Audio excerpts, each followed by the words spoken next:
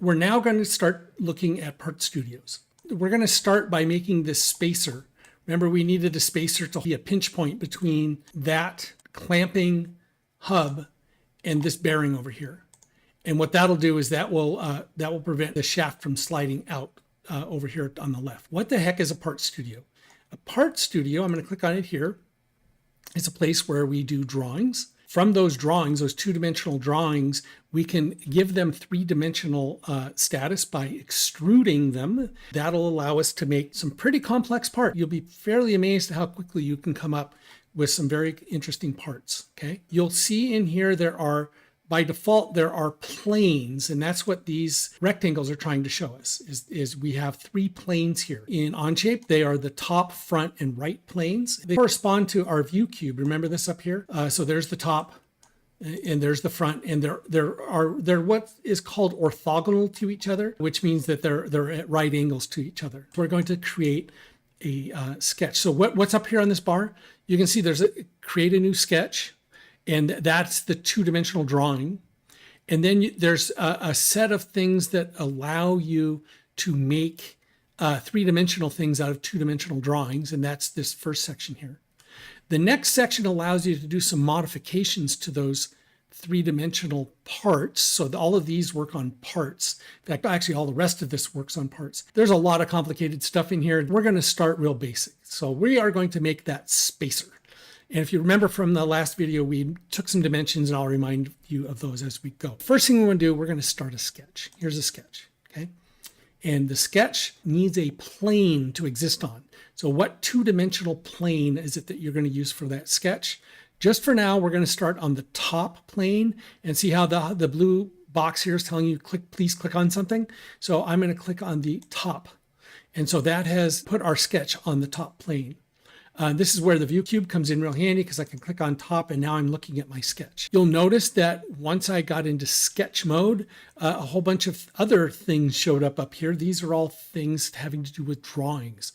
There are lines and rectangles and circles and arcs and polygons. There's a bunch of stuff happening up here. There's some other things called constraints. We'll get to those in a little while, but we'll just kind of focus on the very basics over here on the left for right now. We're going to start by making a circle. This circle, it's called a center point circle. And if I hover over it, it'll tell me exactly what it is. Sketch a circle, starting with its center point and ending with a point along its circumference. So I'm going to click on this and I'm going to give it a starting point. Unless you have a good reason not to, all sketches should probably start here at the origin. It'll make your life easier. There are reasons not to do it that way, but start with the origin.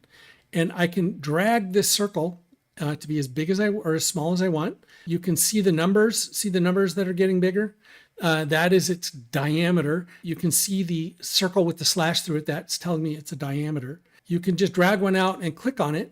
And see how a little white box around the number is telling me I can now type in a number if I want to. I don't have to, but I can. We need something just a little bit bigger than 8 millimeters. If you make it exactly 8 millimeters, it will be really hard to get onto the shaft. So we're going to go with 8.2 millimeters. And I'll hit enter. And so there is an 8.2 millimeter circle. Hey, we need another circle because we're making a hollow tube. So I'm going to take another center point circle here, and I am going to drag one out. And we want the walls of our tube to have some thickness. So I'm going to stretch one out, and I'm going to go with 12.2 millimeters. Okay. And what that does is that'll give me roughly a 2 millimeter wall all the way around the outside. That's a nice dimension to be 3D printed right there. Okay. So there is our first very basic part. They don't get too much simpler than this. When I am done, I can come up here and hit the green check mark, and that will finish my sketch. So now I've come out of sketch mode. Notice that the menus up here have all changed, right? And I have this sketch. I'm going to zoom out just a little bit. The mouse controls work the same as it does on an assembly. You can rotate this around to see your sketch in 3 dimensions. It's not very exciting at the moment because it's really just a circle. I'm going to give us an isometric view, our circle. There it is right there. The reason for that is I wanted you to see what happens when I extrude something. So the next step after a sketch normally is an extrude. That's why it's right next to it. and I can click that. There's a lot of complicated stuff in here. We are doing a solid. We're extruding a solid. It's going to create a new part. The blue thing is telling me I can click on something. So I'm going to come down here and I'm going to click on the donut, the ring of my circle right there. And you can see it caused an extrusion of that circle. If you'll remember, we needed a 17 millimeter long. So I can go with a 17 millimeter. Some things to realize, since it's a new part, you'll find a new part appearing down here in your parts list, right? And it's currently in preview mode. See, if I hover over it, it's saying preview. It's because I haven't hit the green check mark yet, so that part doesn't really exist yet. So, but we're going to make it exist right now. We're going to hit the green check mark. This is a great point for you to stop. Go do that right now. Hopefully you've got that. And look, it's in 3 dimensions. It's now a 3-dimensional part. I can right drag and kind of look at it in various, in all of its glory. That is actually as complicated of a part as we're going to make for this first one. Every time I make a part, I do the same 3 things. I say to myself, I like that part. I don't like that it's called part 1.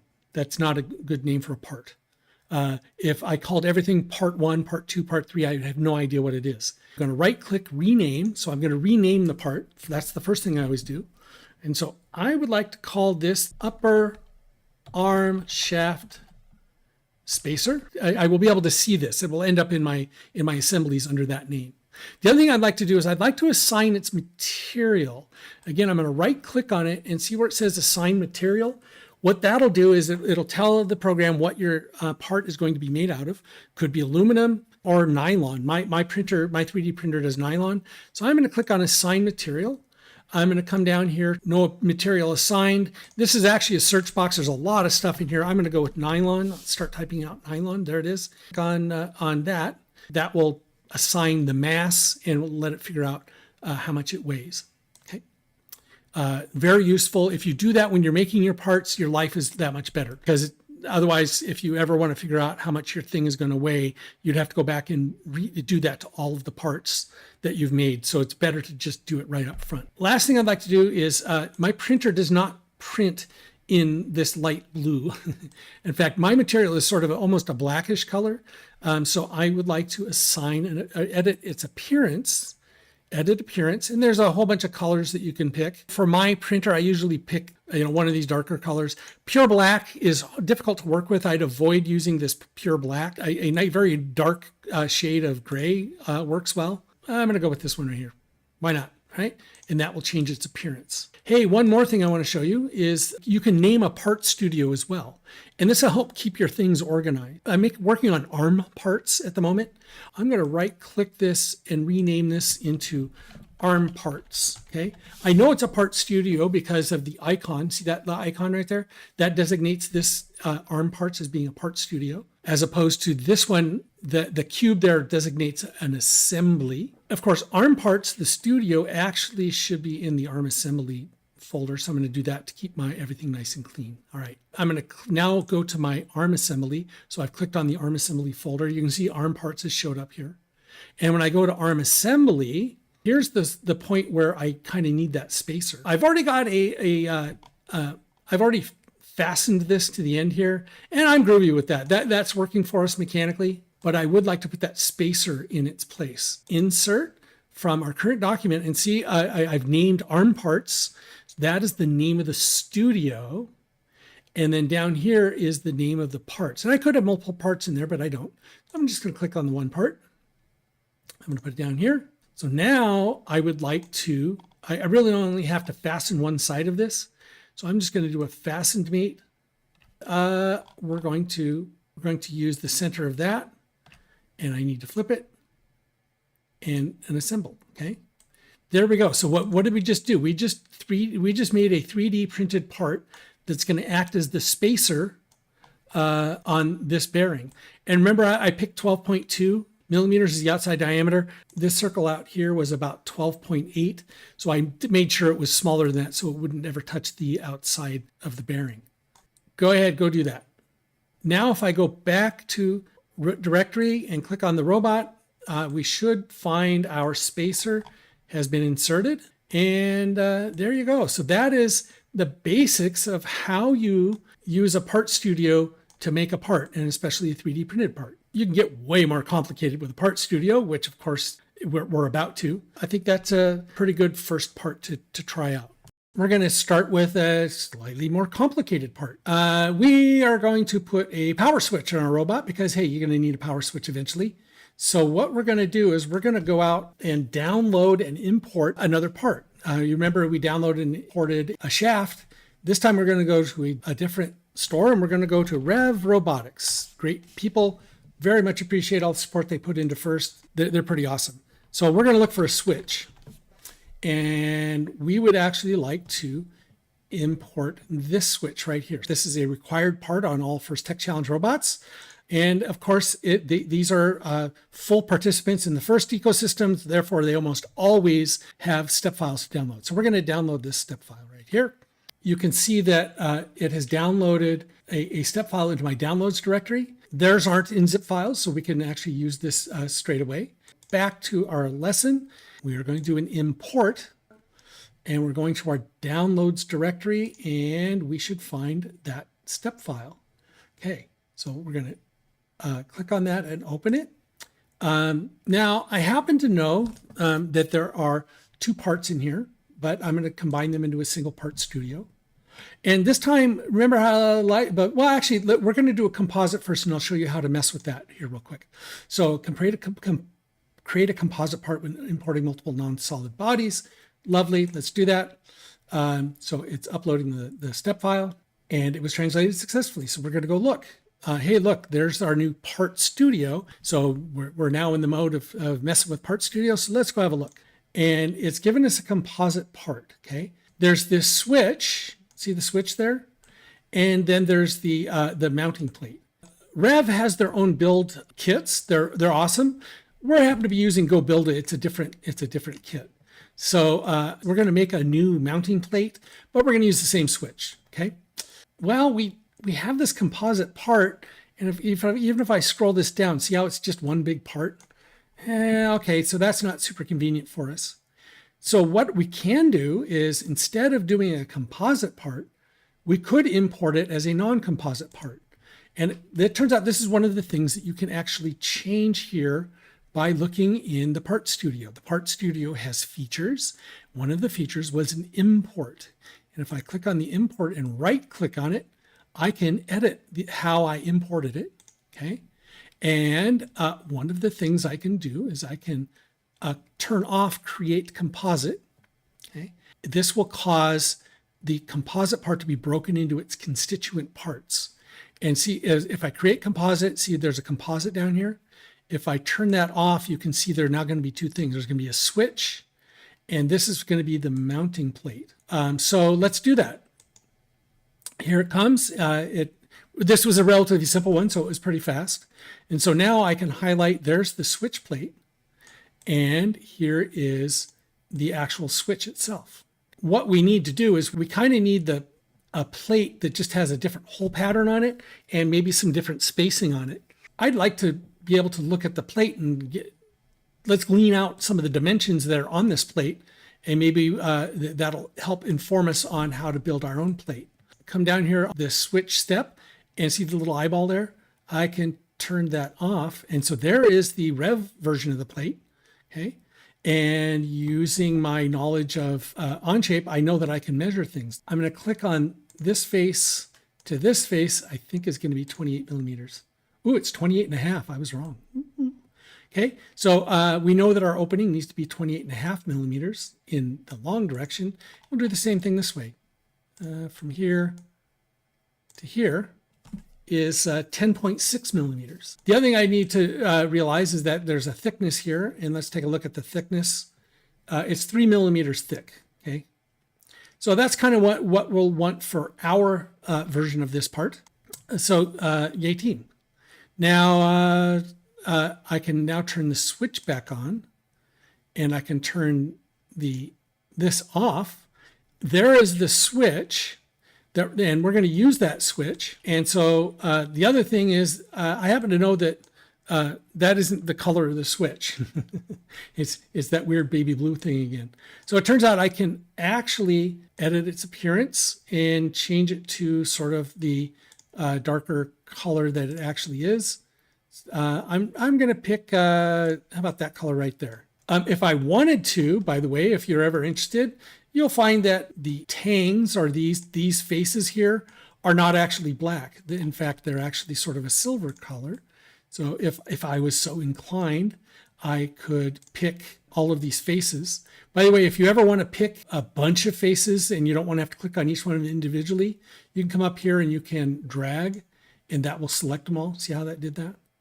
Here, I'll do that one more time. I can come up here and get all of those. And actually, if I do it from the other direction, that was a top left to bottom right drag. If I go with a bottom right to top left drag, it's just anything that it touches inside there will get selected. And now I can right click on these and I can edit the appearance of just those faces, and I can make them a lovely silvery color. Okay. So the switch actually looks a lot closer to that. There we go. Close enough. I guess my point of all of this was I was able to import a part, and I was actually able to change its appearance and do some editing on it. I need to build a plate that is going to fit on my robot. And tell you what, let's put the power switch right over here. Okay. So what do I need to know about that? I'd like to use at least 2 screw holes. I think that's always a good idea. So I think I would actually like to use this screw hole here, which is 4 millimeters in diameter. And I think I'd like to use this one over here. The distance, you can see the black line there, that distance needs to be 16 millimeters. Okay. The other thing I need to know is from here to the edge has got a minimum distance of 6. If I turn on this, the measure details, so the center distance is the one that I'm actually interested in. I need at least 8 millimeters of space between the hole and where the switch could potentially be. We don't want the switch to touch exactly, so I think I'm going to go, we need at least 10 millimeters between the inside edge of the switch and that. I'm just going to remember some of these numbers, okay? So let's go draw a part for that. I could actually use this same part studio, and I might as well, and I can actually draw that parts right in here. Yeah, let's draw on the top plane, okay? Sketch on the top plane. I'm going to look at it from the top. I now know that I need a 28.5 millimeter opening. So I'm going to draw it up here. The white box is the one that's going to get filled in, so 28.5. And the vertical one needed to be, as I recall, it was 10.6. So I'm going to go, yeah, 10.6. So that is the opening for the switch. Symmetry it can be your best friend. And so let's talk about constraints. I started drawing this thing sort of over here in the middle of nowhere. It's not really constrained to anything. I think what I'd like to do is I would actually like to add a constraint. See, I can move this thing still, right? So and see how the box is all blue? The lines for the box, that means that none of those are constrained in terms of they're not fixed in space. So we're going to talk about constraints. Constraints tell the CAD program, make sure that the following is always true. So we're going to do a symmetry constraint, and that's this guy up here. See where it says symmetric? There's a bunch of them. These are all the constraints over here. It starts with coincident, concentric, parallel, tangent, horizontal, vertical, perpendicular, equal, midpoint, normal. We'll talk about that later. Pierce, and symmetric, fixed, and curvature. There's a ton of them to choose from. We're going to start with symmetric. Okay? So I would like symmetry. That means if I choose a line, say this line here, which is the edge of the right plane, I can ask it to make things symmetric. So I would like this line and this line to be symmetric across that. And did you see that, how it moved? And so now this will always be the center line of that part. Oh, that's pretty handy. That was helpful. Another thing I can do is I need to fix these things in space. The origin is sitting nice and happily down here. Just to make sure that these lines actually will end up turning black at some point, I can actually define the distance from here to here. We'll call it 50 millimeters. There we go. And so see what happened? All of these things have turned black. So now that is now a fixed size. If the bottom line is 50 millimeters, the top line is 10.6 millimeters above the bottom line. 2 vertical lines are symmetric across this plane, and they are 28.5 millimeters apart. That is enough to fully constrain that box. We also had the case where we knew we needed a couple of 4 millimeter holes. So I'm going to call that a 4 millimeter hole. So that's its diameter. If you'll remember, it was 8 millimeters to the edge. So we were looking over here. It was 8 millimeters from here to that edge.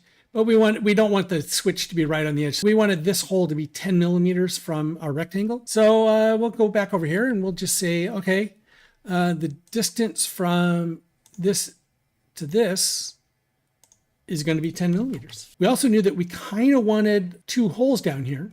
I could type in 4 millimeters there, or I can just hit the escape button. Watch what happens when I hit the escape button. That goes away, but the hole stayed. I can use another constraint, and that constraint is going to be, I would like this hole and this hole to be horizontal with each other. So I'm going to use a horizontal constraint, and I'm going to put it between here and here. Okay, cool. Notice that this hole is not the same size as this one. I can come up and I can use an equal constraint. So I'm going to make an equal constraint between here and here. So now this will always be the same size as this. So I'm going to turn that off. I'm going to come down here, double click on that number and make this an 8 millimeter hole. It'll always be equal to that other one. So that's its constraint. Okay.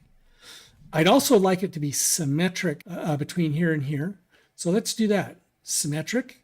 And I'm supposed to pick what line am I going to be symmetric across? This one. And so I can now click on the 2 things I want to be symmetric. I want these 2 to be symmetric, so they will be equally spaced. Notice that they're still blue. That means that they aren't fully constrained yet. And that's because we never define what the distance between them is. And I can do that with this dimension. Dimension will allow you to do all sorts of different kinds of dimensions. So we're going to dimension this hole to this hole. Okay. If you recall, we wanted those to be 16 millimeters. So see how they turn black? That means that they are fixed in space, and all of the parameters, these are now fully constrained. This is actually going to be a hole. These 2 are going to be holes. Now we need to have another rectangle that kind of goes around the outside of all of these. Okay.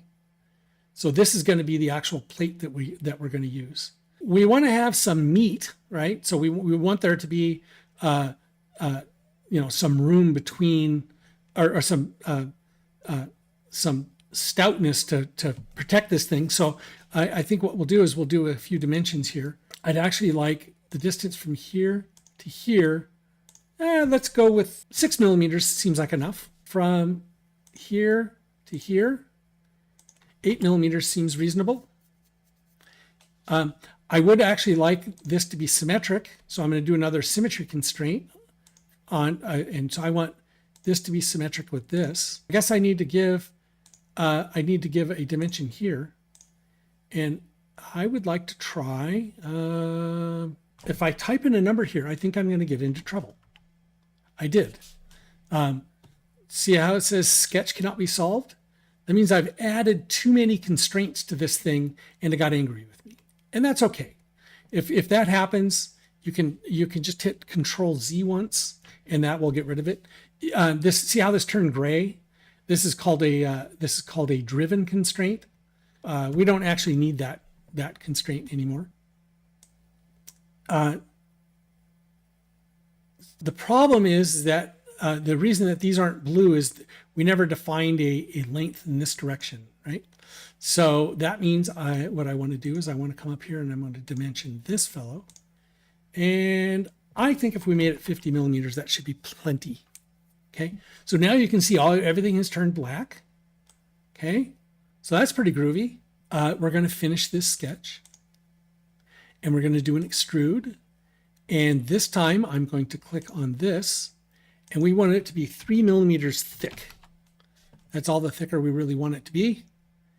And it's creating a new part. You can see it's been created down here, part 3, face of sketch. So I'm going to hit yay. It gave it a weird color. That's okay. We'll fix that in a sec. In theory, a switch should fit in there and this should be able to bolt right to our base part. Now, again, I made a new part. What am I going to do? I'm going to call this a GoBuilda mount. Nice. I'm going to 3D print this. So I'm going to assign a material of nylon. Okay. And I'm going to change its appearance. Okay. This is a good point for you to go and do all of that. Okay. Hopefully yours looks like this. Some other things that you can do in a part studio is you can actually edit a part, not necessarily through the drawing, but there are things that you can do to an extruded part. The most common, the one that we usually use is called a fillet or a fillet. And it allows you to put a radius on something. So I'm going to come down here and I'm going to go select this corner and see how it rounded the corner. We like to round corners a lot around here. So I'm going to round all 4 of these corners, okay, like that. You can change the radius of the fillet by changing this number. Maybe we just want to use the 3mm fillet. See, it's not as drastic. Or you could get super crazy and give it a 12mm fillet, which really rounds it out.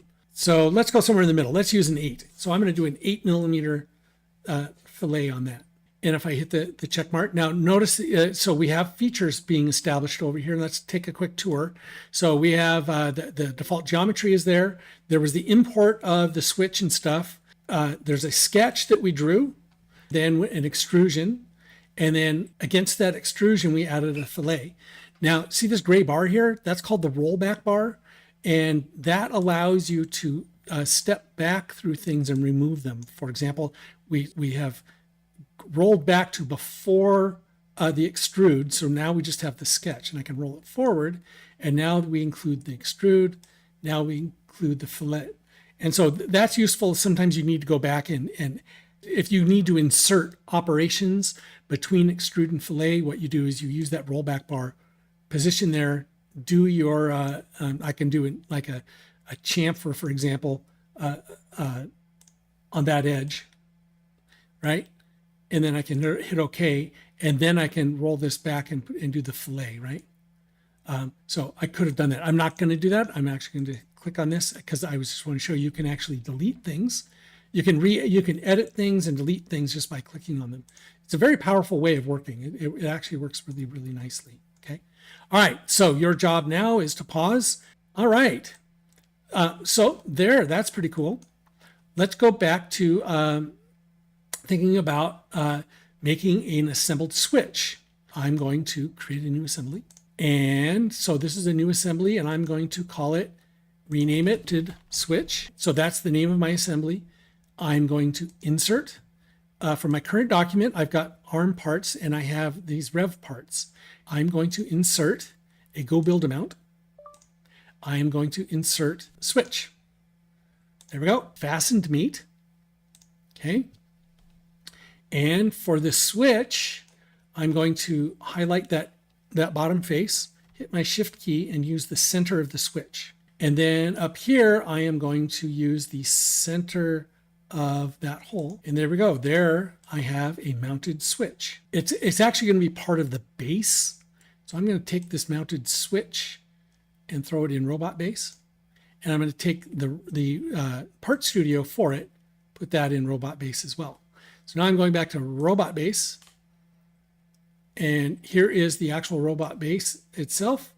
And I'm going to insert the assembly called Mounted Switch. There it is. Okay, fastened meet on that hole. And I guess I actually need to use this hole over here. I think you would have probably figured that out. I need to flip it. Whoops, nope, need to flip it again. There it is. It's on top, but I need to reorient its primary axis, solve it. That's where our switch is going to go. And you can see that, you know, we left some space here to make sure that the switch didn't interfere with the base. The screw holes are lined up. I'm liking it. All right. So go do that. Insert standard content. We're going to need a screw that goes through, and we're going to put a nut on the bottom. So I'm going to use about a 10mm screw. Put a 10mm screw and a 10mm screw there. Now, if you think about it, on the bottom, they're not actually attached to anything. So what do we need? We need some nuts. So up here on the insert, we can go with nuts. There are hex nuts, fine pitch nuts, and prevailing torque nuts. And so we're going to pick prevailing torque nuts, and that is very similar in shape to a nylock. And I can select a circle, this circle, and this circle, and if I hit insert, we should get a couple of nuts down there on the bottom, right? So we just managed to 3D print a slightly more complicated part. If I now go back to the robot, I can see that power switch is available for us. Cool. Go do that right now. Okay, so what did we accomplish today? We managed to use Part Studios to make a couple of the parts. We made a bushing, we made a power switch thing. We managed to import a composite part and decompose it and change the characteristics of it. We managed to make a mounted switch out of our Part Studio parts and mount those to the robot base. So next time when we come back to this robot and show you more features of Part Studios. So outstandingly well done today.